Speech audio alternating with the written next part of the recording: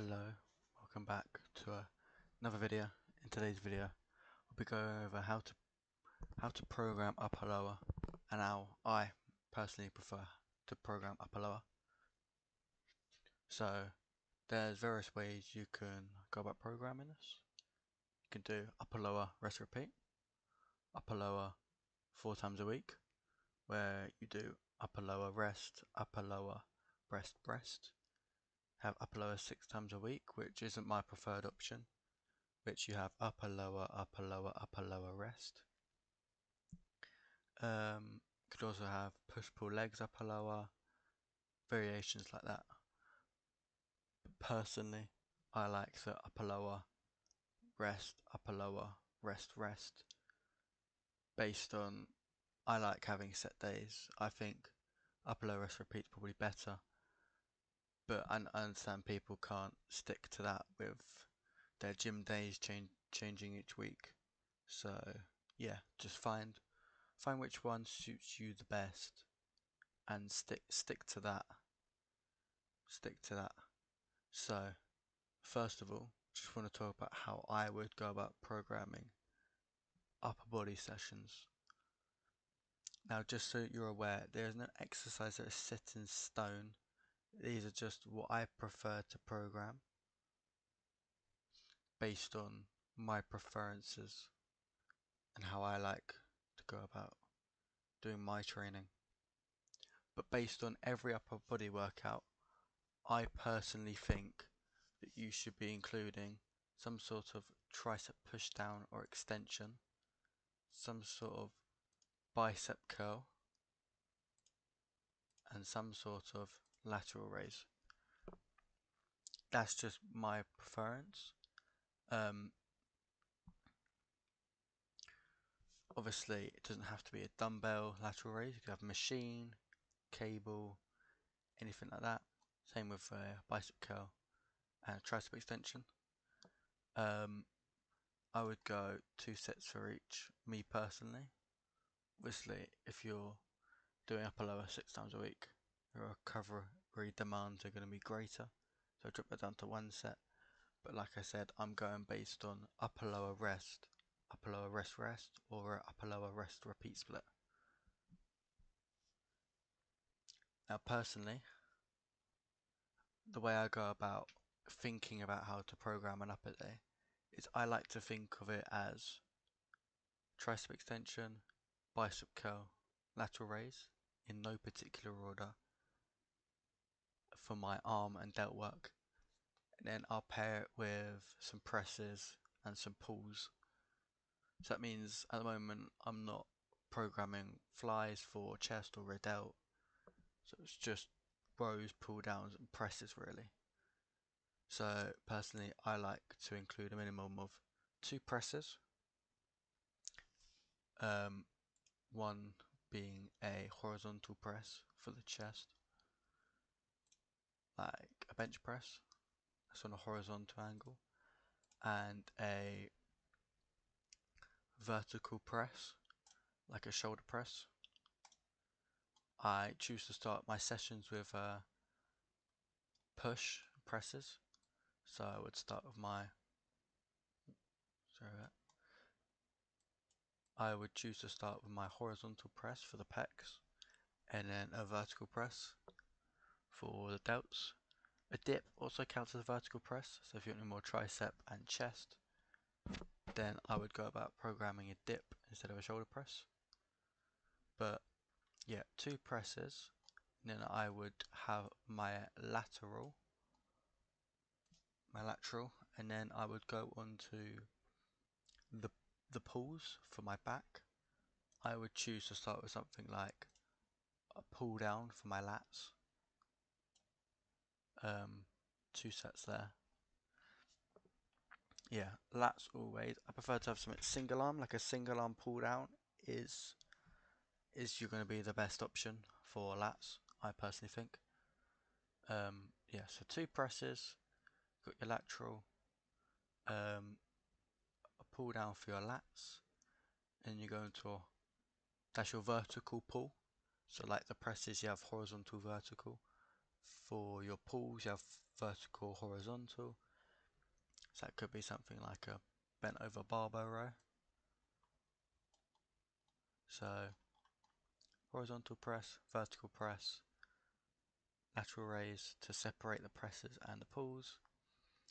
You got your vertical pull down, vertical pull, horizontal pull. So you're kind of hitting every range of motion there. And then I would, based on what I want to do on the day, I would then pick an additional one press or pull. So I would then personally have an additional press, like a dip. So 2 sets of a horizontal press, 2 sets of vertical press. Should be in every upper workout, I think, to start. And then if you want additional press, it goes here. Use your lateral to separate your press work and your pull work. And then we go into your pulls, so your vertical pull, your horizontal pull. And then if it was the day I program an additional pull, it'd then be after that.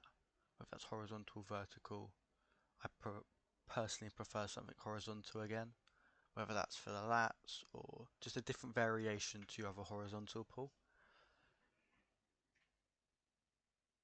And then go into your tricep extension, your bicep curl, and then I have optional, so any ab crunch, personally something weighted so you can progressive overload it. That is how I go about setting up an upper day. And then if I wanted 3 pulls instead of 3 presses, we remove the dips, go into upper back maybe, and then like a chest supported row. So then you've got 2 sets for each exercise. Horizontal press, vertical press, and then your lateral to separate press and pull, vertical pull, horizontal pull, another horizontal pull. And that is how I go about setting up upper day.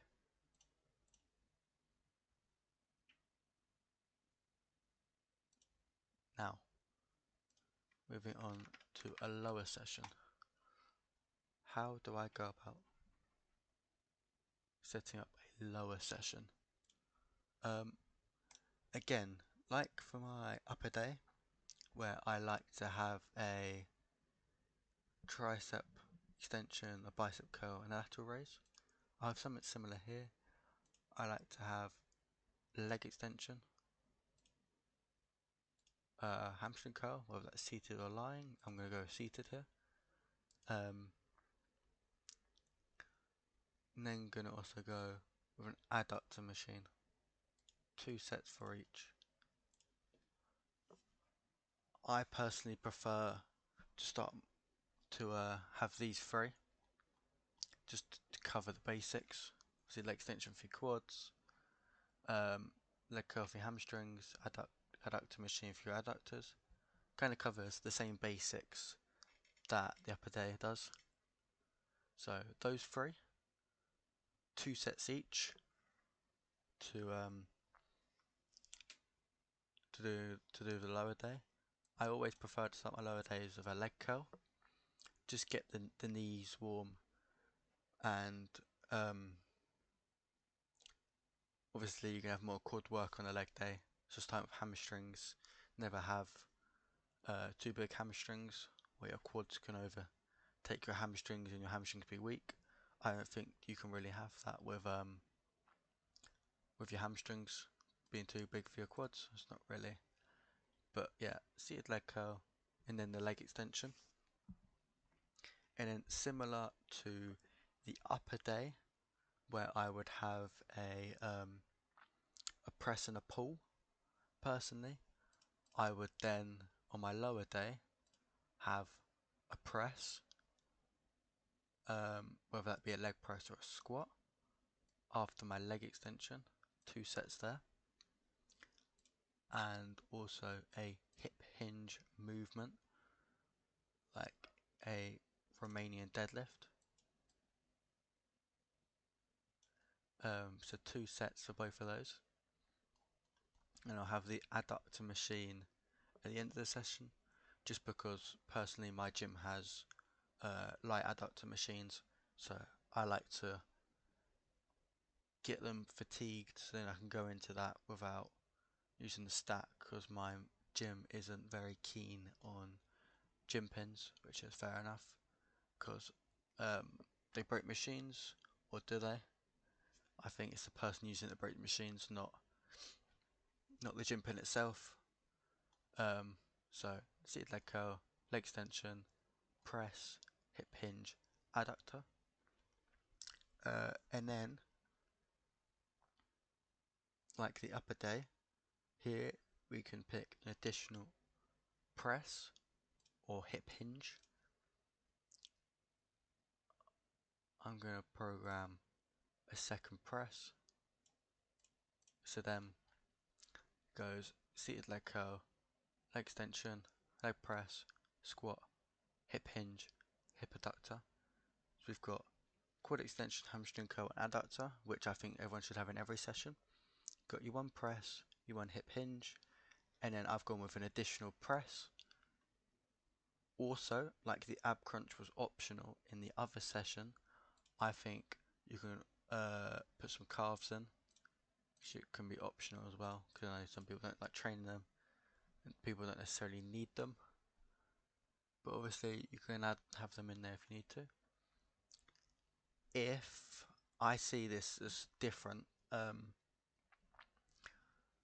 if you want 2 hip hinges, I would have one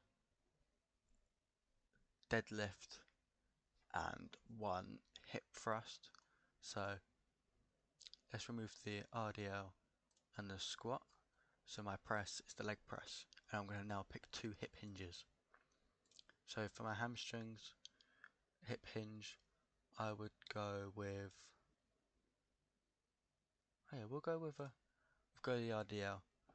Personally, I would go with something like a stiff leg deadlift, like a pull from the floor. So you have your seated leg curl, leg extension, and then you have your stiff leg deadlift, and then you press, and then hip hinge for the glutes. What can we go with here? Where's the hip thrust? Or like a deadlift from the floor. Some kind of pull from the floor. Now go over hip hinge for the glutes. So you have your you have your hamstring focused hip hinge, your glute focused hip hinge. So then you're covering everything that extends the hip. For presses, I would pick a leg press and a squat variation. You get the cover of lower back loading and non-lower back loading. So this is how I would personally program a upper lower split for maximum gains. I think for majority of people, the upper lower split is going to be the best option. So for the upper day, we'll recap this. It is 9 exercises, 18 sets for the upper body.